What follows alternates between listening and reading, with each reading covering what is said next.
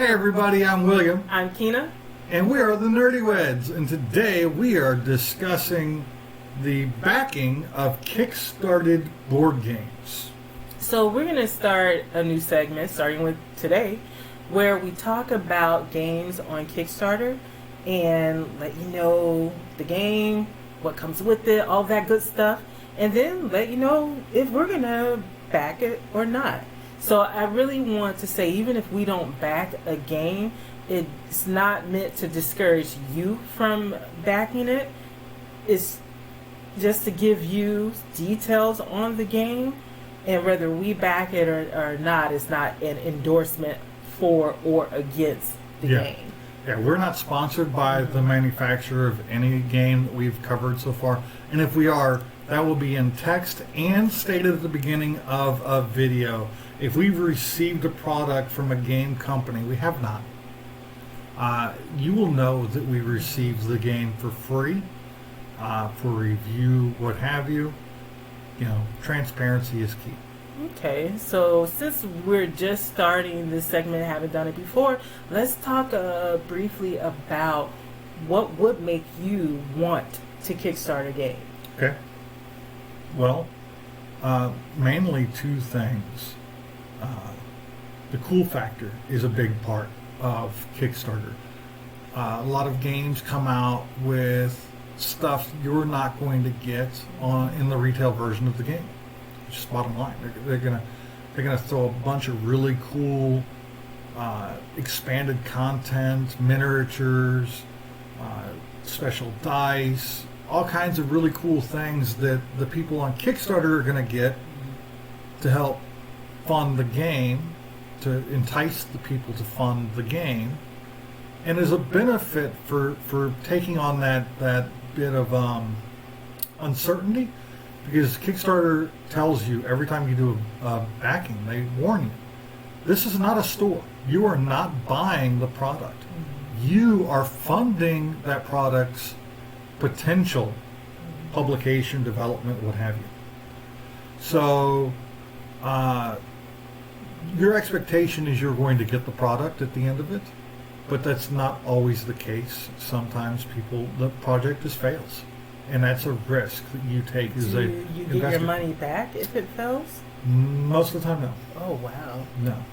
And that's the other thing about Kickstarter is you tend to go towards companies that have, like the Tiny Epic one that we're going to discuss today is from a publisher that has done it before and is going to do it again. So that's what you tend to go towards? Yep. And the second part of why I'll kickstart something, or I'll back something, is if I really like the product. If I don't like the product, I'm not gonna back it. Right. But I've tried some games like Everdell. We kickstarted Everdell. The second time it came around with the expansions, we kickstarted. We missed the first one. Fortunately, we were able to get the same thing in the second run of the Kickstarter as the original Kickstarters were given. That's one of the only games I've backed that I've played, and then there's the one you backed.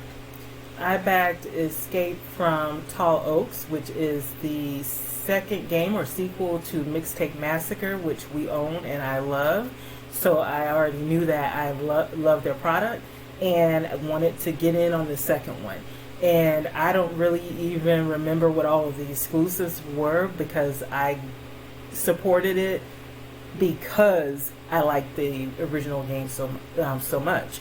And so for me, it's not always about the big companies. Sometimes it's about showing support for the smaller companies so that they stay in business and they keep producing the games that we love, So one that I was interested in backing and never did, and it was Board Games for that reason, because it's a small company and just wanting to make sure the product actually makes it to retail, because sometimes that's the difference between these small companies making the game or not. So those are some of the reasons why I kickstart games.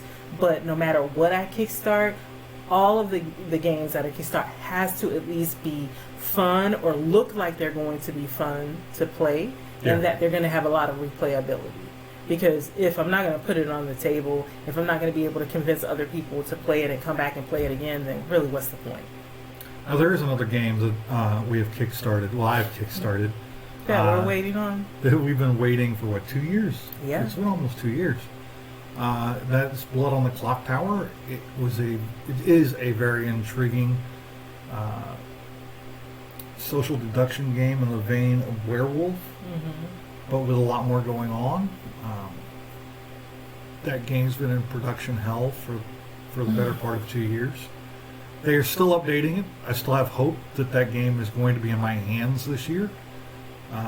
But that's to be seen. Yeah, I'm nervous now about even getting it after you said that there's that risk you have that you may not even get the product and you don't get your money back. I didn't know that. Yeah. And so I learned something new today during our own video. I was today years old when I learned that. So today we're going to explore the campaign, and I'm going to show her what all comes with Tiny Epic Dungeons. So I'm going to just shrink this window down, and boom, we've already got it up. Ignore anything on there about my account. Or no, it's fine. So let me bring up the window so that we can see this without any interference. So this is Tiny Epic Dungeons. As you can see from the ticker, people are backing this game like crazy. It's got 11 days to go as of recording this video. As you can see, I fibbed a little bit on this. I've already backed it at a pledge rate of 48. That's 40 plus $8 shipping. So yeah, for the eagle eye out there, I can't lie to you. This one, I backed it without telling her. Yeah. And she's like, "We're supposed to do a video." So here we are. You want to play the video? Sure, why not? All right, here's the video. It's a couple minutes long. Terror has once again gripped the land of Ogmore. Demons, monsters, and goblins have been surfacing. Now, I think this is actually a sequel version of Tiny Epic Dungeons. I'm not really sure. I think they've come out In the darkest places of the world. In order to bring peace once again, Ogmore needs heroes. Light emanates from the tunnel entrance in front of you. The time is now to enter the dungeon. Tiny Epic Dungeons is a cooperative and quick-playing roguelike dungeon crawler for 1 to 4 players. It plays 1 to 4 players. And it's a co-op. Completely co-op, so it's very Gloomhaven, but tiny. Okay. It is the first in the Tiny Epic series to feature highly detailed character miniatures. In Tiny Epic Dungeons, players control a band of heroes who explore a unique dungeon in search of the fearsome dungeon boss. Goblins and ferocious minions seek to block the hero's path at every turn, and where there isn't an enemy, traps are set, ready to spring on even the most prepared hero. Tiny Epic Dungeons features a modular dungeon that is unique with each play. The game is played That's over another aspect of it that I really like. It's very similar to Baldur's Gate. The Betrayal. Betrayal, Baldur's Gate, yeah. Betrayal, House on the Hill, and other games like that. And then we have another little game over there on the shelf where the developer of the game created these little dungeon cards, and you're exploring by placing these cards, and it's pretty cool. 2 acts. In both acts, the players are constantly struggling against the waning firelight of their torch, which decreases each turn. When the torch goes out, the heroes are forever lost in the darkness. In the first act, players explore the dungeon, encountering goblins, minions, and traps in an effort to find the boss's lair. In the second act, the heroes engage in an epic battle against the boss. Each boss has unique abilities and a lair with a unique environment that gives various advantages and disadvantages depending on the skills used and where the hero attacks from. However, These epic monsters cannot be slain by mere swords, axes, arrows, or the occasional spell. Ritual rooms around the dungeon must... This is a lot going on. It has a lot going on, and it has a lot of replayability, so that's good. And it does look like it's fun, so it meets my criteria there. I don't think it would be in danger of not getting put out if it wasn't on Kickstarter, because it's supported by a big company. And I haven't seen what the exclusive are yet. Oh, we'll get to those. We'll get to Okay. those. must be used to lower their magical bond to the dungeon. The dungeon boss must be lured to these rooms to lower their defenses and allow the heroes to strike the final blow. The heroes will need... Well, if you want to know more about the video, you can go to the Kickstarter and watch the rest of the video. We're going to get into the actual campaign so that I can show her and you some of the features of the campaign itself. So this is your typical landing page for a Kickstarter. So it's going to show you the video, their promotional video, and then they're going to start showing you their artwork and promotional stuff here. And I'm going to start getting into some details. It's like the box is 7 by 4.75 inches. Okay, that's a So- bigger box, right? Yeah, it's a slightly bigger box than what you typically get with a tiny one of the tiny games. Not very big though. It's Still small. still small. Mhm. $25 gets you 8 hero minis, Okay. 8 hero mats, 28 dungeon cards, 26 loot cards, 14 magic cards, 1 torch mat, 1 enemy die, 3 hero dice, 1 boss token, 6 boss mats. You get a lot of stuff. 8 minion cards, 8 minion tokens, goblin tokens, 6 goblin cards, and 25 tracker tokens. So that's a lot of That's stuff a lot of stuff. packed in a little box. And then they give a detail on each of the heroes. Grok-Ul, Itharina? I'm butchering names, y'all. Thornton, Moonblade, Kalas, Alicia, Serlanin, and then they're showing some painted versions. So you have the option to paint them. They come basically gray. And then it's showing more details of how the game is played out with the heroes on the different mats and boards and all that. Some more artwork. So it's a really cool looking Kickstarter. And then we're going to get here where they start telling us deluxe content. So this is getting up into what we got. So for $5 more, 8 potion cards, 2 more boss mats, 2 minion cards, 2 minion tokens, 2 goblin cards, and 1 dungeon card. So just adding some more content. And then add-ons, $10 more gets you dungeon stories. And I think we got this as well. So we get 8 more hero minis, 8 more hero mats, 8 story cards that create scenarios for you to be going through, 5 more dungeon cards, 12 loot cards, 2 more boss mats, 2 more minion cards, 2 goblin cards, some minion tokens, another boss token, upgraded boss token, and some other stuff. And then they detail the 8 new heroes. So we got all this and we got all that. I'm not going to read them all again, guys. They get the idea. Yeah. I get the idea. Yeah, and it looks like it also comes with a bigger box, or 2 boxes rather. It looks like that's maybe 2 boxes.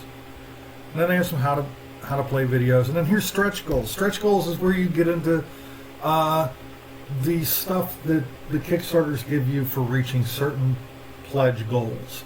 So the first one here was $30,000. They upgraded the box to a 2mm thickness box, so it makes it a heavier duty box. And then they upgraded the cards, and then they upgraded the box again with better printing and printing on the interior of the box.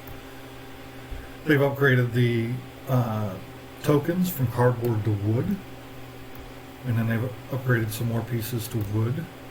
and then they've upgraded some minions, bosses, and they just keep adding more and more and more upgraded pieces to enhance the game from what the original product would have been had they not reached those goals. Upgrade the dice. There's new Sir Lannon. That was the 8 miniatures that they added. Mm-hmm. So the +8. This is how they do that. Okay. So right now they're up past this. They're up past 1 million. Oh, So wow. they've accomplished all the stretch goals. Well, they're doing good then. Yeah. I did the $40 pledge. It's the gameplay all in. It's their best deal, 20% savings, deluxe version that includes all of the deluxe content. It includes the stories expansion, Oh, okay. and that's right here on the right hand side of. It's probably blocked by the video right now. Right there. That's the one I got, Okay. so people can see the pledge. Now, question: would you have pledged this? As you were going through everything, I was thinking, I don't know if I would have pledged it because nothing really jumped out at me that I wanted as far as the exclusives. And I honestly feel like even if they had not done this Kickstarter, they still would have been able to bring this game to retail. So I would have been able to get it at some point. But I think you probably would have been able to convince me that it was worth it to get, maybe for the miniatures, because things like that, if you don't get it through things like this, when other people sell it, they really raise the price, and then you're not guaranteed to get all of those exclusives in the stuff that they're selling. So I think you would have been able to convince me that, yeah, we should do it. But I don't know if I would have came to that conclusion on my own. To be honest with If you were left to your own devices looking at this, you probably wouldn't have. Nah, probably not. Now, this is really cool. These last 3 Kickstarters, because I got to the point probably like a lot of really successful Kickstarters, where they're like, we just cannot add any more physical stuff. We need to start doing digital. What can we do to offer a really cool digital incentive for people to keep pledging? So you want to keep giving good stuff. Well, here they did Hero Stories, digital collection. This digital stretch goal is a collection of stories for all 16 heroes, laid out in a beautiful PDF presentation. You can print it and have it for each of the heroes. This is really cool. Glorious Victories. This digital stretch goal is a list of achievements players can vie for during the game. You may be victorious, but was it a glorious victory? That's pretty cool. And this is my favorite. No, is it? What was it?